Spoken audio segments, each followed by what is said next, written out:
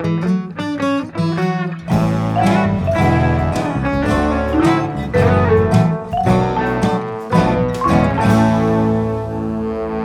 right, welcome back to Keep It Fictional, the book lover podcast from the Port Moody Public Library. I'm Virginia here with Corinne, with Sadie, and with Al. And today we are going to continue to count down, to tell you about our favorite books of 2023. So last week we talked about our like I don't want to say bottom three picks. That doesn't sound very good, but like number 3 to number 5. And today we're gonna reveal to you our favorite, absolute favorites, plus also some shout out to some of the books that we read this year that we also love a lot. So we are gonna go right into it. We are gonna start with Sadie. All right. So this book was actually mentioned last week. This did not make it to my top one this year, which was a bit of a surprise because I absolutely love this author and everybody knows that I love this author. But this is Hellbent by Leigh Bardugo, which I didn't realize that Al is also a Ninth House Leigh Bardugo fan. So that was something that I learned last week. So I won't talk a ton about this. Just about what the book is about, but just a brief overview if you did not listen to last week or if you listened to last week so long ago that you need a bit of a reminder. This is the second installment in the Alex Stern Ninth House series. Alex Stern, Galaxy Stern, can see ghosts and is part of a magical secret society at Yale University. And it is her job in this ninth secret society to manage all of the other secret societies, to make sure that none of the other secret societies are using magic in a way that is not supposed to be used. And her job is to be at any of their ceremonies to make sure that nothing bad happens. And so, as Al kind of mentioned last week, Alex now has to go into hell to rescue Darlington, her Dante, but is coming up with some challenges because she's not allowed to. She's been told that she's not allowed to rescue him. And so her and her partner Dawes are needing to figure out how to save Darlington. And chaos ensues. And as Al made a spoiler last week, vampires might appear at some point. Um, yeah, which I always enjoy a good vampire book. So as you know, I love Leigh Bardugo. I am a huge fan of her YA stuff. Ninth House, surprisingly, actually, I feel a bit differently about this than Al did. I preferred Hellbent over Ninth House. I felt like Ninth House took a long time to kind of get you into the story. Whereas I feel like Hellbent, because of where Ninth House left off, you just had to kind of jump right into it. And you were able to sort of get right to the action, which I really appreciated. About Hellbent. But yeah, I love a good Leigh Bardugo. I love the characters. I love the relationships. I love kind of the humor that she puts into it. And also, yeah, kind of that dark academia magic school kind of stuff. And set in an actual place. I remember right after I read Ninth House, we were supposed to take a trip to Yale University to visit a friend of mine from library school who was working there currently. And then COVID happened. And so we unfortunately had to cancel our trip to Yale. But I would like to one day and go and kind of see all of the places that Leigh Bardugo talks about. I know she has done many trips to Yale to make sure that everything is accurate and things like that. So yeah, so that is Hellbent by Leigh Bardugo, my number 2 pick this year. So exciting to see all these book twins. Will we have one more? Do we have more book twins? We will find out. Al, what is in your number 2 spot? All right, so confession time. I was a wolf kid. I loved wolves so much as a kid. I wrote stories with characters who were wolves or who could transform into wolves. I imagined wolves running alongside the car whenever we were driving places. I devoured books about wolves. So when I came across this slim little novel where the last pack of wild wolves is being researched by a woman who has a brain implant that lets her directly interface with one of the wolf's brains, I knew I was in for a treat. So this is Feed Them Silence by Lee Mandello. Our main character, Sean Kell Ludden, is a neuroscientist, but she has always held a deep fascination with wolves. Her project is one that might propel her to scientific stardom, but it's also one that she hopes will soothe something of the void she feels inside of herself.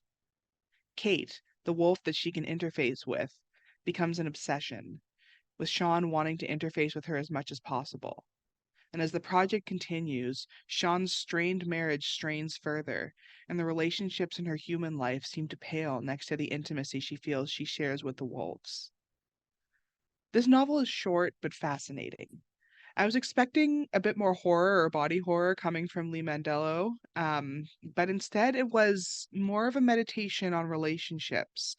It touches on questions of ethics and whether it's truly possible to completely emotionally distance oneself from the subject of research.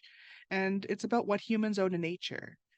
I loved it and highly recommend it for any other former wolf kids. We learn things on Keep It Fictional every single time. Never would have thought. Well, I mean, why would it? But yeah, that's amazing. That's awesome. Yeah, that sounds great. I like. I think these days I like a quiet novel. I think that sounds like a good one. Um. All right. So, I think every year there's always a book that it's like one of those books that has a really weird premise, and then you're like, oh, like I love this thing, and then you're like, reading it, and you real and suddenly it would just hit you with like just rip your heart out type kind of book. So that's every year I have one of those, and this year's pick is one of my choice for a most anticipated picks during the summer, and it is Oh God, the Sun Goes by David Connor. Give my book friends remember this is the one where we follow an unnamed narrator going out to look for the sun because the sun is missing. And for whatever reason, he believes that the sun is hiding in Arizona. And so our narrator goes into this weird, surreal journey in starting in Tempe, Arizona, and get across the state, encountering many strange individuals and their stories, and weird stuff happen. But as you are reading it, you got these maps, and they will tell you like the "you are here" kind of maps. And then as you're going through the book, you're like, wait a second, I'm not in Arizona. Where are we? And of course, I'm not going to give that away, but that's where I think like you start to like question everything that you have just read. And that's when it also hits you with this really sort of emotionally, I guess, evocative or poignant kind of story of heartbreak. And I I love stories like that.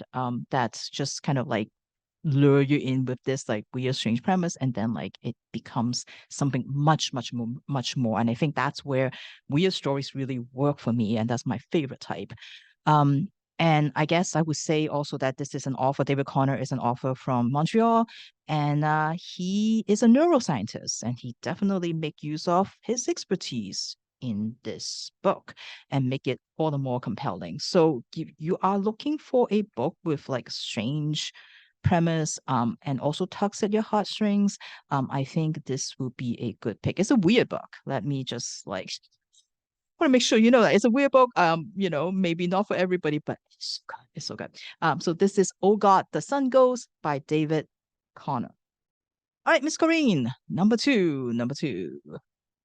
Again, going off my theme this year of very strong images, the one that haunts me from this book is a young girl about maybe grade 2 or 3, and she's walking with her school friends.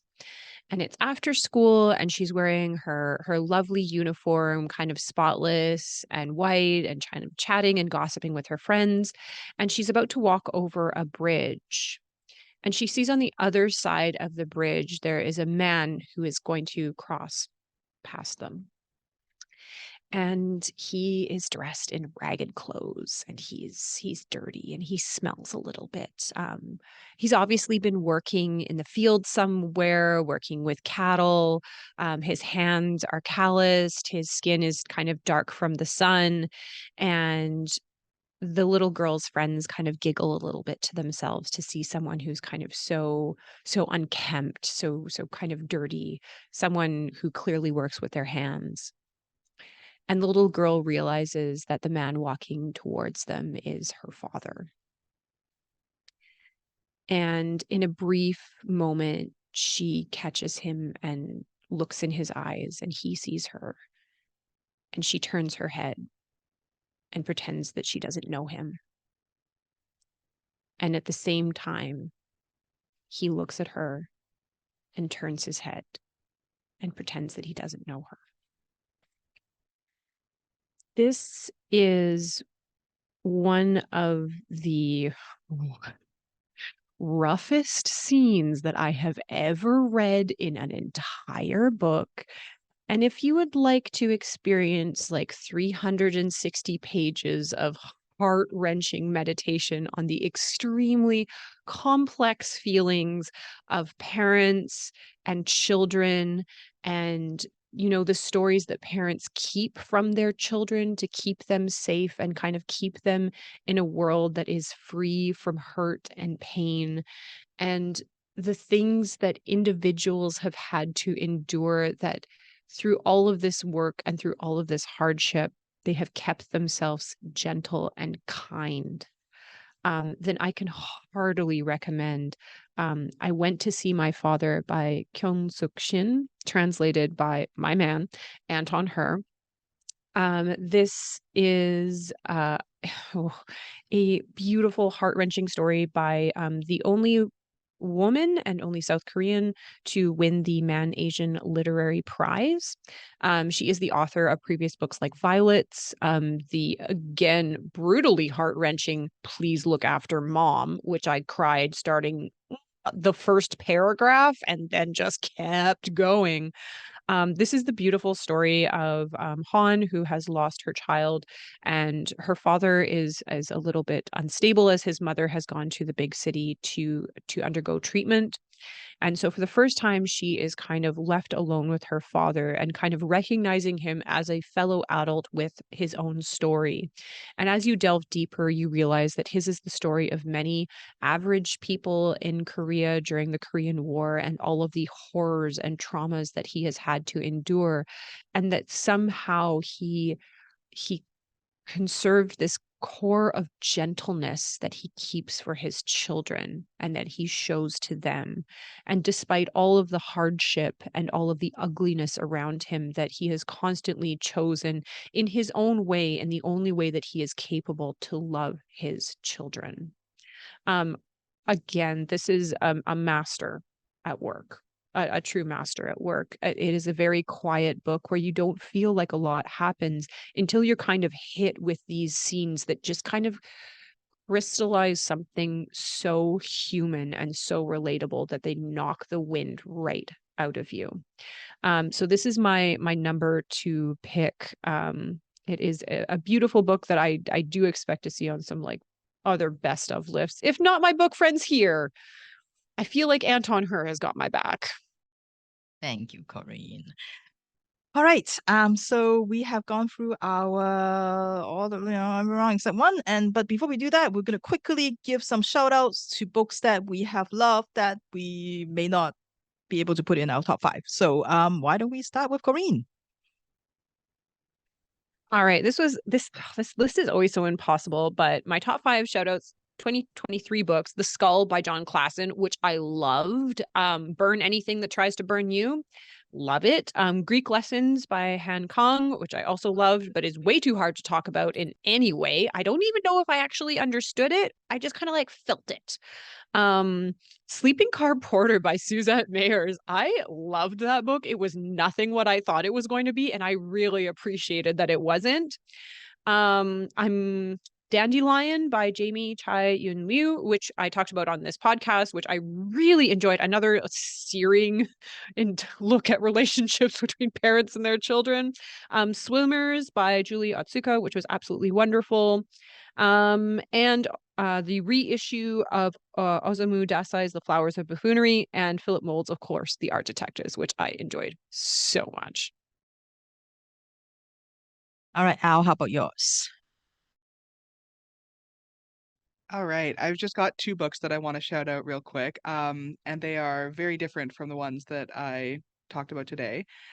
First, I'd like to shout out, I am part of a sort of queer romance book club, which I joined because I don't usually read a lot of romance, and because one of my friends started it and begged me to join. So my favorite book from that I read this year, A Lady for a Duke by Alexis Hall, came out in 2022, so I couldn't put it on this list, but this historical novel with a trans woman protagonist is full of heart and quite well written. It's funny, heartwarming, truly a great love story. Check it out if you're a romance fan. Please, it's so good. I was really surprised. And then the other book that I couldn't talk about in this because it wasn't published in 2022, but maybe my favorite book of the year, Lonely Castle in the Mirror by Mizuki Tsujimura. Fantastic novel. Don't want to say anything, don't want to spoil anything, but it made me ugly cry. Books do not make me ugly cry very often. This book made me ugly cry. Thank you, Al and Sadie. All right, I don't have a ton of other ones, but Wayward by Amelia Hart, which I talked about a few weeks ago. What the River Knows by Isabel Ibanez. This one was not published in 2023, but I read it in 2023 and I absolutely loved it. A Broken Blade by Melissa Blair, the first of the Halfling saga. And I am currently just started the second book, finally. And I'm very, very excited to read it. The third one is coming out early next year, I believe. So I can't wait for that one. Oh my gosh, I had another one. Nine Liars also didn't come out, but came out right at the very end of 2022. The fifth book in the Truly Devious series by Maureen Johnson.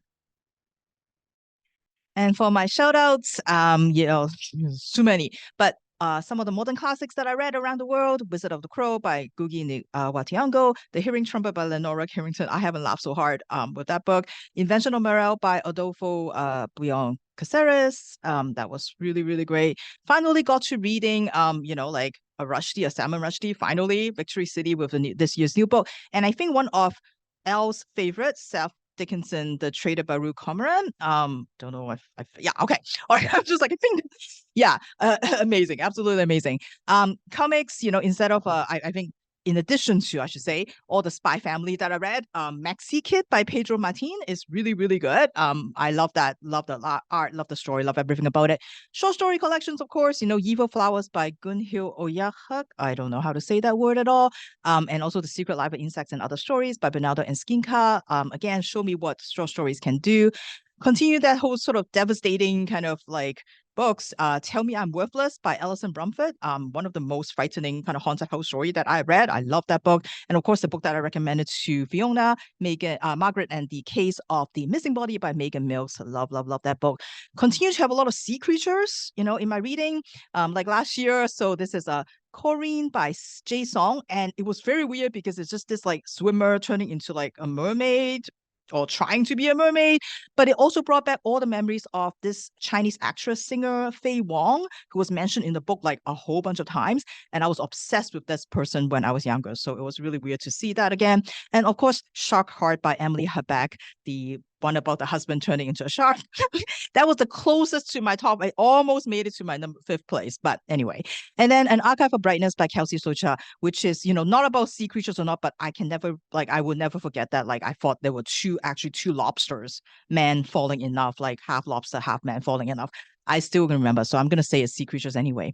And of course, like some of the great, great recommendations by some of the previous book friends, and the one I think the best one I read recently, On Earth We're Briefly Gorgeous by Ocean Vuong. I can't believe I didn't read it when it came out. It was so good. So good. So thank you, Mark. Thank you, Fiona, for that. And so many bright spots in my reading year, even if it is a crappy year. Of course, the brightest thing in my 2023 reading is Clarice Lispector. I'm like so happy that I discovered Clarice. I've got like a list of books at home right now. I'm not allowed to touch them because they're supposed to be for Christmas, but we got it ahead of time and they're just sitting there, and I really, really want to get my hands on it, but I'm not allowed, so I have to wait for the holidays. So I'm looking forward to that reading marathon. So those are my shout outs. And so now we are going to go into our top number one picks of the year. Sadie, what is the best book that you have read this year? Young adult. fantasy, mythology, mystery, romance.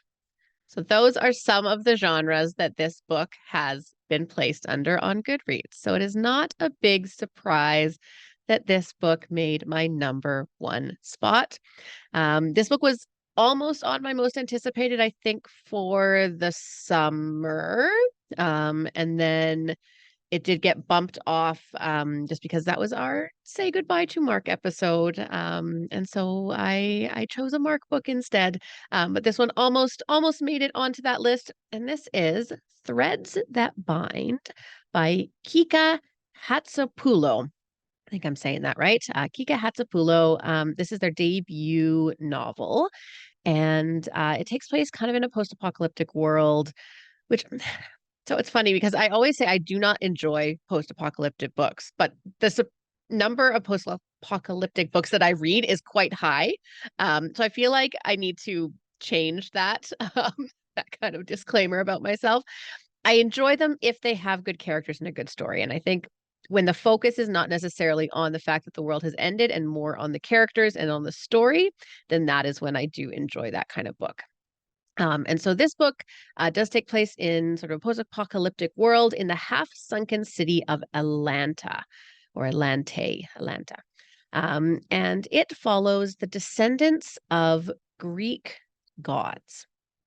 And the main focus of this book is the descendants of the Fates. Now, the descendants of the Fates are always born in threes: one to weave, one to draw, and one to cut the threads that connect people to the things that they love and to life itself.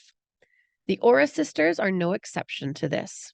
And Io, the youngest, who is the cutter, uses her fate-born abilities as a private investigator in the city of Atlanta. However, her latest job leads her to a pretty terrifying discovery. Somebody is abducting women, maiming their life threads, the threads that actually hold these people to life itself, and setting these ghost-like wraiths free in the city, and they are killing people. This is something that only a cutter can do. Now, there are not very many cutters in the world. Io is one of them, and she knows that the blame is going to fall on her or somebody just like her. And so she teams up with the infamous Mob Queen to try and figure out what is happening and who is setting these wraiths free and cutting their life thread. Now, to kind of solve this mystery, she's teamed up with the Mob Queen's kind of second in command, Ide Runa. And Ide is someone that Io has known about for her whole life, although she's never met him, because Ide and Io share a very rare fate thread, which means that they are bound to be soulmates. Now, I think you remember in one of our trope episodes talking about tropes that we absolutely hate. This is a trope that I absolutely hate, is the one about two people who are born meant to be together. They have no other choice. This is their destiny. But the way that they go about it in this book is actually not terrible. And they talk a lot about the idea that when you're not given a choice to something, kind of what do you do in that instance? Is it something that you should just kind of wholeheartedly believe in, or is it something that you have to question a little bit? And it's something that Io struggles with pretty much the whole book, knowing that this person is connected to her in some way and he doesn't have a choice about it. So they do kind of look at that a little bit more critically than some of the other kind of lifelong mates and meant to be together kind of storylines. So this is kind of an investigation into these murders, mixed with this kind of Greek mythology, and it obviously has the romance in it, and it just kind of hit all of the boxes that I am always looking for. And so I think that's kind of why it ended up in my number one spot. The second book is coming out next year, which I'm really excited about as well. They ended it kind of in a very, not necessarily on a cliffhanger, but on kind of like a, you know what happens, but you're really excited to move on to the next to the next point. So I'm really excited to see where the story goes, and kind of what happens to Io and to the rest of the world in Atlanta. So that is Threads That Bind by Kiko Hatsopulo. A perfect Sadie book. A perfect Sadie book. I'm so glad you found it. All right. And a YA, because like you said, you haven't had any YA, but YA has to be the best number one spot, obviously. So that's great. All right, Al, what is in your number one spot? Well, like many of the books on my list today, it is a horror novel, but unlike most of the books I read this year, it is a YA novel.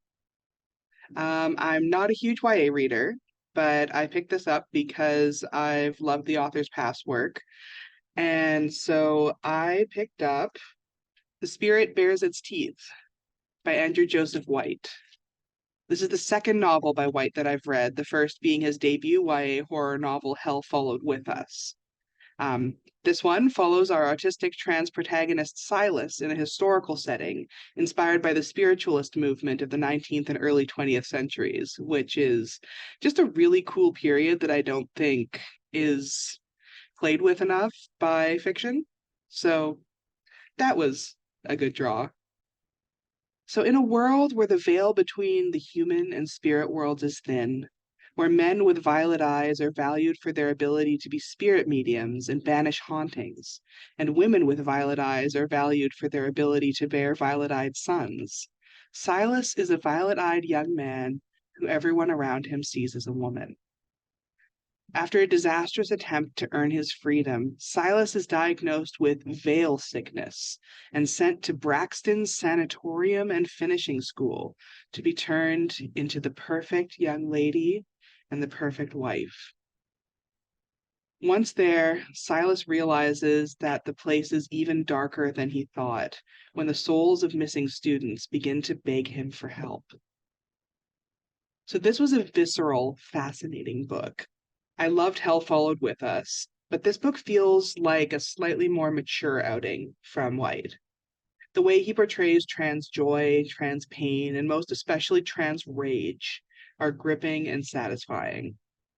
Big trigger warnings for this book include medical gore, including one scene where the protagonist performs a C-section, eye gore, especially, be warned for that if you have a problem with eye stuff. Sexual assault, transphobia, forced institutionalization, conversion therapy, and more. But if you can handle some truly heavy material, this book might be for you. Despite its being definitely a horror novel, like many of the books I've talked about today, it has love and hope, a fierce, blood soaked sort of hope, but hope nonetheless at its core. And that's really what carried me through it. This is a fantastic novel. Um, Even if you're not a YA person, but you like horror and you want to read more about trans stories, even if you don't want to just read about trans stories, but you want to read like a really interesting mystery set in a really interesting sort of historical time period that doesn't get enough love, definitely pick up this one. Thank you, Al. I read the first one, but didn't get to the second one yet. So very exciting to find out. Okay, thank you. All right. So for my number one pick, a lot of books on that I have my list are not books that I would recommend to anybody really, because they're like in subject matter, in the writing style, they're all like very strange, and so I feel like it's not really reads for everybody. Um, Even though I love them and I want everybody to read them. So that's why I was so delighted to find out that someone else has also chosen this book as their favorite of 2023. Not on this panel, but it was one of our other staff that works at the library. And when everybody was sending me their picks for the annual staff guessing game, I screamed and I ran over to the person and be like, oh, you also love this book. I'm so excited. So I was really, and it was a surprise book twin. It's not my usual book twin. So I was quite surprised, but maybe I shouldn't be, because we've had some books that we both liked before. So it was very, very interesting to find out who somebody that actually just also recognized the brilliance of this book.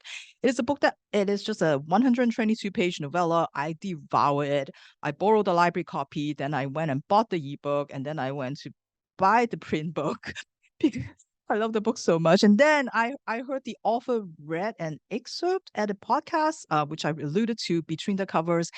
And I was just so impressed that I went out to see like audiobooks. I need to find the audiobooks now. But I was very sad to discover that the author doesn't actually read them himself. He should. He really should. He's so good at it. But I think it's a book like many of the others that are difficult to read, but it is all about compassion. It's 3 a.m. and Shai has just filled a backpack full of rocks, and he's carrying it too on his shoulders. Sorry. He's sneaking down the stairs and he's quietly leaving the house. And he's making a trip to the pond. And he has a plan, but he's not really sure whether he's going to do this yet. Shai is a 16-year-old teenage boy living at Last Chance boarding school. Why the heck am I crying? My God. Oh my gosh. Okay, I'm not, we didn't plan to cry so early, but anyway, she's gonna cry later. Yeah, right. Like we're not there yet. Um, ugh, okay. Shai is a 16-year-old teenage boy living at Last Chance boarding school. As the name suggests, this is his last chance. This boarding school was created for those whom the society has deemed pretty much lost causes. This is a house supposedly for the most delinquent and violent young offenders in the country. But Last Chance boarding school may not belong for this world because they have heard that the land has actually been sold so that they can go build some condos. So where will Shai and the other boys go? As Shai walks to the pond, we as readers are bombarded just as Shyness by his memories, by all the noises in his head. And we get what goes through Shai's mind, the things that he sees and he hears now, and all his past conversations with the other boys, with all the therapists that he has, the girls that he has dated, the documentary crew that is doing a film on the Last Chance boarding school, his mother, his stepdad asking him, when are you going to be normal again? And all his past transgressions, all the things that he has done, that some of them he feels bad about, some of them not so much. Everything just get all mixed up together. Everything's all jumbled. We don't know if it's reality, is his dreams, is his thoughts, is his memories. Everything, just this cacophony of noises and complaints and words of disappointments and words that came out that you can't take back. And it's just this non-stop replay of his mistakes and his failures. And all he's got is his headphones and his music that he loves so much that he's trying to block everything out, but he's not sure if he can do it anymore. Shy by Max Porter is a story that really demands us to walk side by side with a troubled teenage young boy who is just overwhelmed with all the expectations that people put on him, and he has this rage that he can't control, and that sometimes leads to really bad things that happen. But he's also this very vulnerable, sensitive person, and as the sort of the Last Chance school talk about, like, it is important to remember that sometimes these boys can be both. And Max Porter is such a wizard with words. He uses everything that is available to him to convey this story, to convey the compassion that he is asking us to have. He's got this really amazing kind of like, even though it's a novel, but it's really poetry when you really look at it. It's just this really like wonderful poetic prose, the rhythm of the words that demand sort of different readings, and he stretched every sentence to make sure that each of them counts. And not only is the prose amazing, but he also uses the layout of the book, and that's why you kind of need a print copy. You need he's using the indents, he's using the alignment, he's using font sizes, he's using different typefaces to try to convey all those different noises and all those different memories that is happening in Shai's head. And he is, like, and sometimes the words are so overwhelming that it falls off the edges, because it is just so loud, and he's trying to use all those different ways to help you understand what is Shai going through.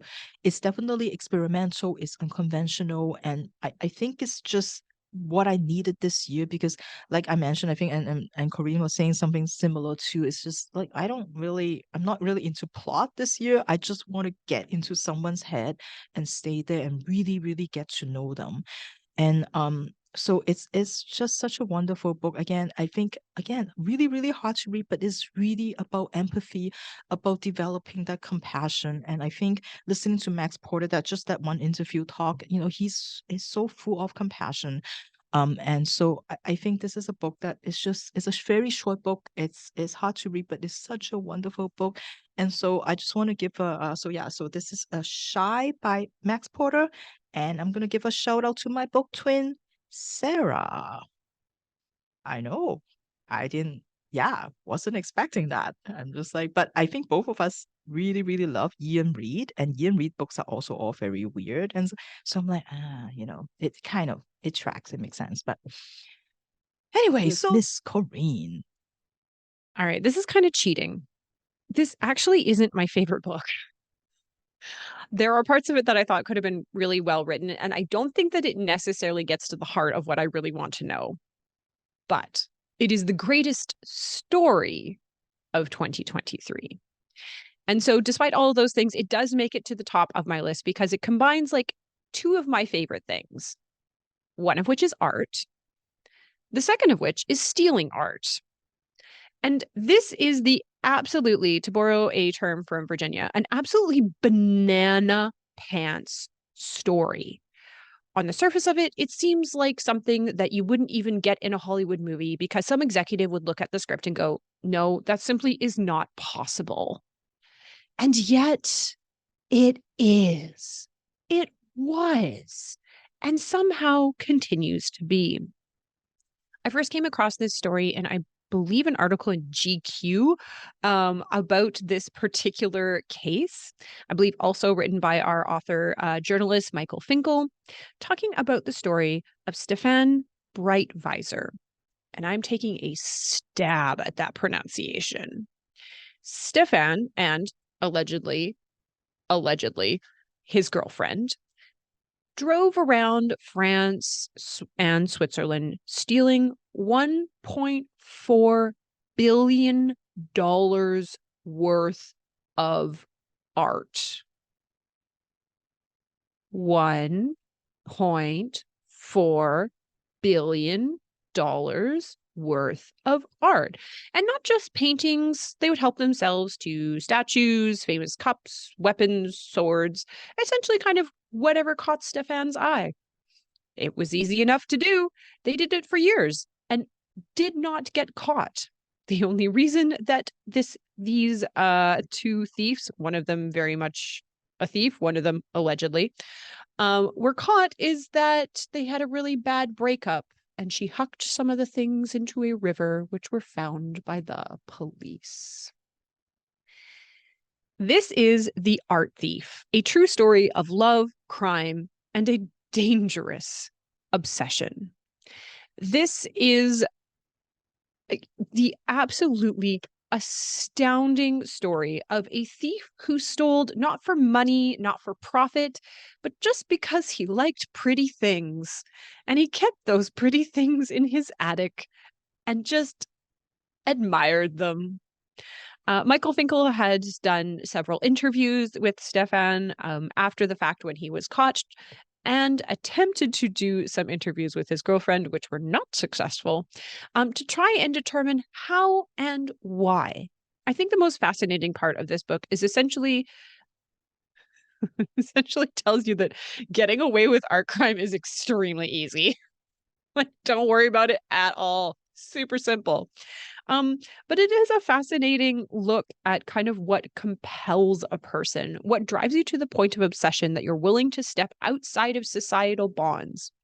Stefan and his girlfriend ostensibly never hurt anyone. They never struck a blow. They never threatened anyone. They simply went in and took what they wanted. So is there a victim? Is it even a crime? I mean, in the eyes of the French government, yes, very much it is a crime. But I don't know. I think as you read through the story, there are so many twists and turns and unexpected things that you cannot help be compelled along the narrative. Even if you're not interested in art and or crime, I think it's a really interesting read as they go on this kind of like Bonnie and Clyde crime spree to just really decorate their apartment when they could have gone to IKEA, but that wasn't good enough. So if you're kind of looking for true crime with some like crime question mark, or just looking to kind of understand the psychology of someone who can just walk into a museum and walk out with a Napoleon snuff box, then I really do enjoy this kind of like light romp of a crime story. So yeah, my number one pick, again, not necessarily for the writing or for the story itself, but just for the actual of what happened, is The Art Thief by Michael Finkel. Genuinely slightly surprised that was on your number one, but you explained it. I get it, kind of, maybe. This story brought me so much joy. So much joy. As soon as I kind of read about it in that article, I was the person who was obsessed with it because I was like, what do you mean he stole $1.4 billion of art and never got caught? And it's as simple as just putting it in your pocket and walking outside. He didn't have a single weapon, he brought a Swiss Army knife and that was it. I think that kind of story, and it kind of like is a way of cheating, and that I'm able to talk about art and crime, but and the economics of modern art, but without actually talking about any of the books that I read and really enjoyed. So I'm just kind of like sliding that in. Sure, sure. Anyway, so those are our top 5 books of 2023. We are so looking forward to more books coming in 2024. And of course, in Corinne's case, catching up on all the 2023 books. So I'm sure we'll hear more of those in the new year. So thank you everyone for joining us. I hope you will also share with us what your favorite books are at the bottom of our videos. Just let us know what are your top 5 picks. And we will share the rest of the staff picks with everybody on our social media. So looking forward to that. So again, thank you everyone for joining us this year on Keep It Fictional. We will see you. I don't know if this is the last episode of the year. I have no idea. But if it is, we will see you next year. If it is not, we'll see you again sometime this year. All right. Thank you, everybody, and have a good day. Bye-bye.